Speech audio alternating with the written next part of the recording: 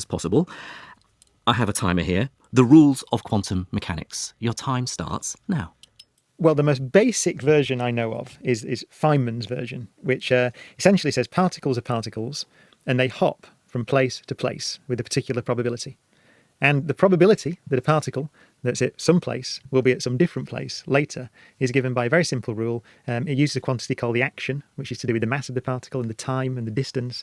So you basically calculate these little quantities, which are to do with something called the action, and you add them up. So if I start with an electron in one corner of the room, and I say, what's the probability at some time later it'll be somewhere else? Then at every point in the room, you can assign a probability that it will be there at a later point with one simple rule, and that's it. Now, this is called the path integral formulation of quantum mechanics. That underlies everything else. You can get the rest from that. So it's a simple rule. It says, what's the probability a particle will move from A to B? That's it.